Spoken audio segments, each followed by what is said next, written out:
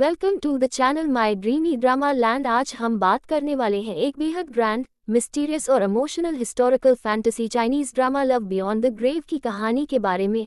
और इस वीडियो में हम इसके शुरुआती 5 एपिसोड्स की पूरी कहानी समझेंगे, जहां एक अजीब, रहस्यमयी और बेहद पावरफुल रिश्ता बनता है दो बिल्कुल अलग दुनिया के लोगों के बीच।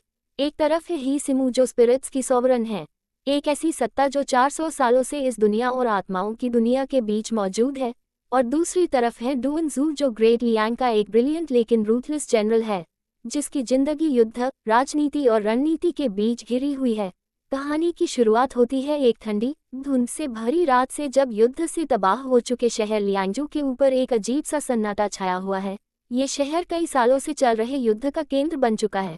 यहाँ हर गली में टूटे घर, जले हुए दरवाजे और डर से भरे लोग दिखाई देते हैं। इसी शहर के पास एक प्राचीन मंदिर के खंडहरों में ही सिमू प्रकट होती है।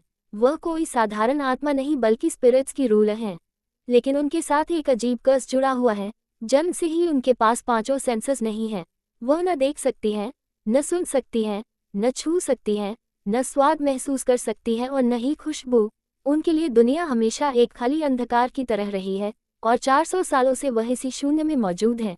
लेकिन उनके पास एक रेयर एबिलिटी है, वह इंसानों की इमोशंस और स्पिरिचुअल एनर्जी को महसूस कर सकती है।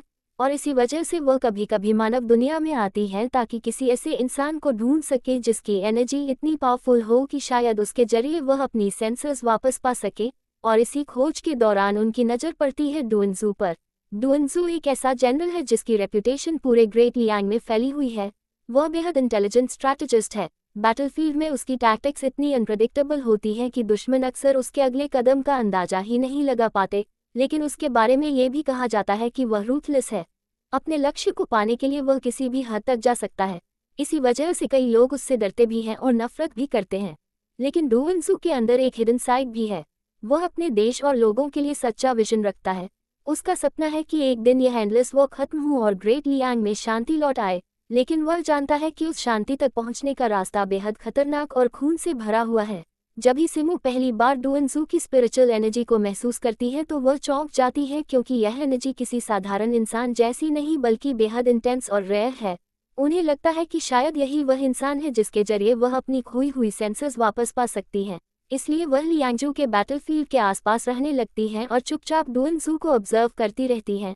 एपिसोड 1 में हम देखते हैं कि डुएनजू अपनी आर्मी के साथ लियांगजू पर अटैक करने की तैयारी कर रहा है, क्योंकि यह शहर स्ट्रैटेजिक पॉइंट है जिसे जीतना पूरे युद्ध का बैलेंस बदल सकता है। लेकिन शहर के अंदर ही एक बेट्रेयल पनप रहा है। कुछ ऑफिशियल्स सीक्रेटली एनिमी किंगडम के साथ डील कर चुके हैं ताकि अपनी पावर बचा सके। डुएनजू को इस बेट्रेयल का अंदेशा हो जाता है, लेकिन उसके पास अभी प्रूफ नहीं है। वहीं दूसरी तरफ ही सिमू उसकी प्रेजेंस के करीब आते ही पहली बार एक हल्की सी सेंसेशन महसूस करती है। ये सेंसेशन बहुत कमजोर है, लेकिन 400 सालों में पहली बार उन्हें लगता है कि शायद उनकी एम्प्टी एग्जिस्टेंस में कोई बदलाव आ सकता है। एपिसोड 2 में युद्ध शुरू होता है और लियांगजू की दीवारों के बाहर एक मैसिव बैटल छिड़ जाती है। डुएनजू अपनी ब्रिलियंट टैक्टिक्स का इस्तेमाल करते हुए एनिमी आर्मी को कंफ्यूज कर देता है। वह अपनी सेना को 3 अलग डायरेक्शन से अटैक करने का आदेश देता है ताकि दुश्मन को लगे कि ग्रेट लियांग की सेना असल में उससे कहीं ज्यादा बड़ी है। बैटलफील्ड में केओस फैल जाता है और इसी केओस के बीच ही सिमू पहली बार डुएनजू के बिल्कुल करीब आती है। वह इनविजिबल स्पिरिट की तरह उसके आसपास रहती है और उसकी एनर्जी को अब्सॉर्ब करने की कोशिश करती है। लेकिन तभी एक अनएक्सपेक्टेड अटैक होता है जब एनिमी साइड का एक असैसिन डुएनजू को मारने की कोशिश करता है। यह मोमेंट कहानी का पहला टर्निंग पॉइंट बन जाता है, क्योंकि ही सिमू इंस्टिंक्टिवली उस अटैक को रोक देती है। वह पहली बार सीधे ह्यूमन वर्ल्ड में इंटरफेयर करती है। हालांकि डुएनजू को ये पता नहीं चलता कि उसे किसने बचाया, लेकिन वह महसूस करता है कि कुछ अजीब हुआ है। एपिसोड 3 में लियांगजू के अंदर पॉलिटिकल टेंशन बढ़ जाता है, क्योंकि कुछ जनरल्स डुएनजू की सक्सेस से जालिस हैं और सीक्रेटली उसके खिलाफ कॉन्स्पिरेसी कर रहे हैं। उनका प्लान है कि अगले बैटल के दौरान उसे अकेला छोड़ दिया जाए ताकि वह मर जाए और उनकी पावर बढ़ जाए। ही सिमू ये सब देख रही होती है और पहली बार उन्हें डुएनजू के लिए एक स्ट्रेंज प्रोटेक्टिव फीलिंग महसूस होती है। शुरुआत में वह सिर्फ उसे एक टूल की तरह देख रही थी, लेकिन अब उन्हें लगने लगा है कि अगर डुएनजू मर गया तो उनका प्लान भी खत्म हो जाएगा। इसलिए वह क्वाइटली उसकी मदद करने लगती है। बैटलफील्ड में कई बार वह इनविजिबल फोर्स की तरह एनिमी अटैक्स को डिफ्लेक्ट कर देती है, जिससे डुएनजू को लगता है कि शायद उसकी लक बहुत स्ट्रांग है। एपिसोड 4 में कहानी और इंटेंस हो जाती है जब लियांगजू के अंदर रेबेलियन भड़क उठती है। शहर के कुछ लोग एनिमी किंगडम के इन्फ्लुएंस में आकर रायट्स शुरू कर देते हैं और केओस पूरे शहर में फैल जाता है। डुअनजू को एक साथ दो फ्रंट्स पर लड़ना पड़ता है, बाहर एनिमी आर्मी और अंदर बट्रेयल, लेकिन उसकी टैक्टिकल जीनियस यहाँ भी काम आती है।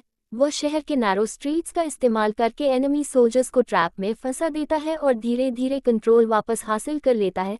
इस पूरे केओस के दौरान ही सिमू लगातार उसके साथ रहती है और उसकी डिटर्मिनेशन को महसूस करती है। उन्हें धीरे धीरे समझ आने लगता है कि डुअनजू सिर्फ एक रूथलेस वॉरियर नहीं बल्कि एक ऐसा इंसान है जो सच में अपने लोगों के लिए बेटर फ्यूचर चाहता है। एपिसोड 5 में उनकी रिलेशनशिप एक नए लेवल पर पहुंचती है जब डुअनजू को फाइनली पता चलता है कि उसके आसपास कोई सुपरनैचुरल प्रेजेंस है। एक रात जब वह अकेला अपने टेंट में स्ट्रैटेजी प्लान कर रहा होता है तो उसे अचानक एक ठंडी हवा का एहसास होता है और उसे लगता है कि कोई उसे देख रहा है।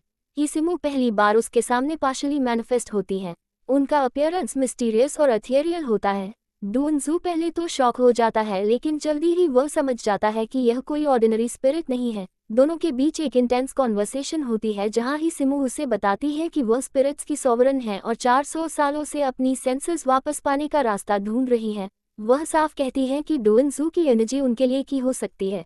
डुअनजू इस रेवलेशन से कंफ्यूज्ड भी होता है और क्यूरियस भी, लेकिन वह इतना स्मार्ट है कि तुरंत समझ जाता है कि अगर यह स्पिरिट सच में इतनी पावरफुल है तो उसकी मदद से वह युद्ध का बैलेंस बदल सकता है। इसी मोमेंट से उनकी रिलेशनशिप एक स्ट्रेंज अलायंस में बदल जाती है। शुरुआत में यह अलायंस पूरी तरह कैलकुलेटेड होता है। सिमू डुअनजू के करीब इसलिए रहना चाहती है ताकि उसकी एनर्जी से अपनी सेंसेस रिगेन कर सके और डुअनजू उसे इसलिए एक्सेप्ट करता है क्योंकि उसकी सुपरनैचुरल एबिलिटीज बैटलफील्ड में गेम चेंजर साबित हो सकती है। लेकिन धीरे धीरे इस कैलकुलेटेड पार्टनरशिप में इमोशंस भी डेवलप होने लगते हैं। सिमू जो हमेशा डिटैच्ड और इमोशनलेस रही थी, डुअनजू की करज और विजन से प्रभावित होने लगती है, और डुअनजू जो हमेशा रूथलेस डिसीजंस लेने के लिए जाना जाता था, उसके सामने थोड़ा वल्नरेबल महसूस करने लगता है क्योंकि पहली बार कोई ऐसा है जो उसकी असली इंटेंशंस को समझ सकता है। 5 एपिसोड्स के अंत तक ये साफ हो जाता है कि उनकी कहानी सिर्फ पावर या स्ट्रैटेजी की नहीं बल्कि ट्रस्ट और कनेक्शन की भी बनने वाली है। लियांजू का युद्ध अभी खत्म नहीं हुआ, पॉलिटिकल बट्रेयल्स अभी भी जारी है और दोनों को कई डेंजरस चैलेंजेस का सामना करना पड़ेगा। लेकिन इसी संघर्ष के बीच ही सिमू का कोल्ड डिटैच्ड एग्जिस्टेंस धीरे धीरे बदलने लगता है और डुअनजू का रूथलेस वॉरियर पर्सोना भी एक डीपर प्रोटेक्टिव साइड दिखाने लगता है। यही एवोल्यूशन इस ड्रामा की सबसे बड़ी ताकत है क्योंकि यह सिर्फ एक हिस्टोरिकल फैंटेसी बैटल स्टोरी नहीं बल्कि दो बेहद अलग सोल्स की जर्नी है जो एक दूसरे के जरिए धीरे धीरे बदल रहे हैं। और यही रीज़न है कि लव बियॉन्ड द ग्रेव की शुरुआत ही इतनी ग्रिपिंग और पावरफुल लगती है कि व्यूअर को तुरंत महसूस होता है कि यह कहानी आगे चलकर सिर्फ युद्ध की नहीं बल्कि डेस्टिनी, सैक्रिफाइस और एक ऐसे प्यार की बनने वाली है जो जीवन और मृत्यु की सीमाओं से भी आगे जा सकता है।